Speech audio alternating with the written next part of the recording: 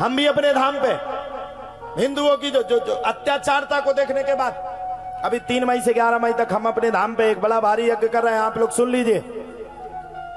इस वर्ष हमने संकल्प लिया कि 11 निर्धन, हमारी औकात ज्यादा बड़ी है नहीं, अपने पास कछु है नहीं, ठलुआ राम है, फिर भी हमने संकल्प लिया कि 11 ऐसी निर्धन गरीब बेटियों की, निर्धन गरीब किसकी, दूसरे मजहब वालों की नहीं, उनसे अपन को कोई लेन देन नहीं, हिंदुओं की, हिंदू में किसी ऐसा नहीं कि बड़ी जात की नहीं, सिर्फ हिंदू की। अच्छा सच्ची बात बताना, हिंदू कौन कौन है यहां, हाथ खड़े करके बताओ। अच्छा तुम पाकिस्तानी हो, हिंदू कौन कौन है विशाल जी, हिंदू कौन कौन है, सब है। अच्छा एक बात बताओ, ब्राह्मण कौन है, क्षत्रिय कौन है, राजपूत क्षत्रिय, वैश्य कौन है, वैश्य यानी बनिया, और शूद्र कौन है, और हिंदू कौन है, हिंदू कौन है, आप बताओ।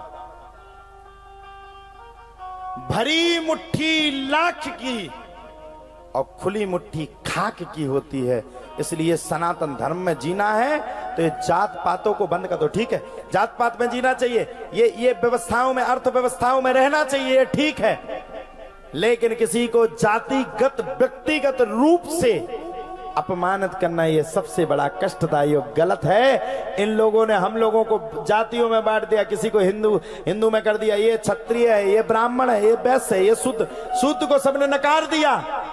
ये किसी और ने नहीं किया, ये दूसरे मजहब के लोगों ने किया कि हिंदू कभी एक ना हो पाए। और ध्यान रखना, जिस दिन हिंदू एक हो गया उस दिन एक समय वो आएगा कि इन लोगों को अपने बैग बस्तर बांध करके दूसरी जगह पर जाने पर मजबूर हो जाना पड़ेगा।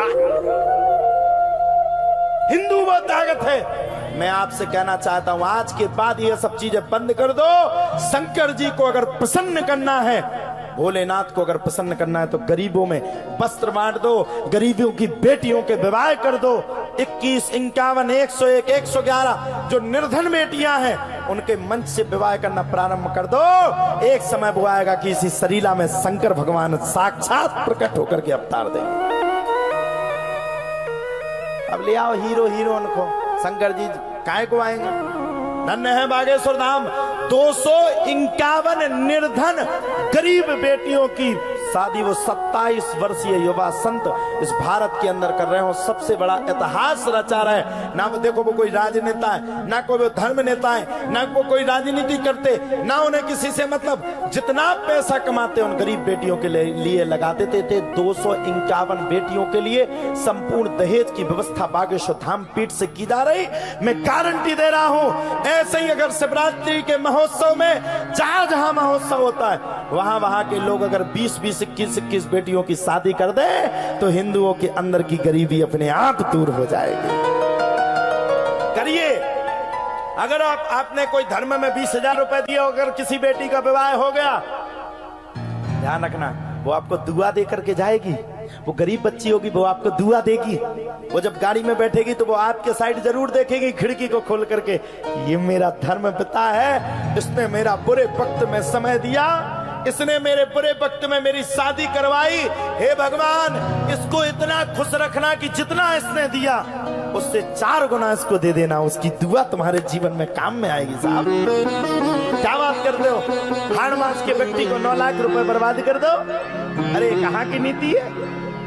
अभी हम कर रहे हैं, अपने धाम पे व्यवस्थाएं कर रहे हैं। हमें कई जन ने सलाह दी, महाराज जी मर जाओगे, इतना रुपया कहां से लाओगे, लाखों रुपए का खर्च है। हमने कहा मेरा कुछ नहीं है, करने वाला वो है। मैं तो अपने हिंदुत्व और हिंदू धर्म के लिए और सनातन के लिए जन्म लिया हूं, और मैं गरीब बेटियों का, गरीब बच्चियों का विवाह जरूर करूंगा। और एक समय वो आएगा कि उस पीठ से लाखों गरीब बेटियों का विवाह होगा। आज मैं 11 कर रहा, हो सकता है कल के दिन मैं 51 कर दूं, हो सकता है आगे चल के मैं 111 कर दूं।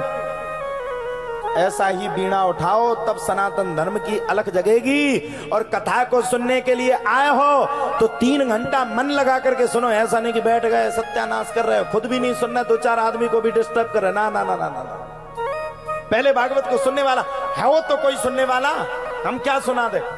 हम सुनाते कृष्ण का चरित्र, राम का चरित्र, कोई सुनने वाला नहीं। कल से सुना सुना मरे जा रहे, जहां से चरित्र शुरू करो तो माता अपने तरफ खाए ऐसी बैठ जाए। का की ते कैसी हती राम दी, बहुत दिनन के बाद मिली, देख करिया पड़ गई तो का होगा जो किसको सुना दे। आदमी बैठे बे हम ता देखे नहीं ना, बे टीवी ताए देख रहे हैं हम कवे दिखाएं। अरे तुम्हें अब का दिखाओ ने, अब तुम्हारा बुढ़ापे को शरीर आ गया, अब ऊपर दिखाओ अपनो मुंह जो 80 साल पहले थे आए थे। क्या करो, भगवान का भजन करो, और भगवान का भजन सार है और बाकी सब बेकार है।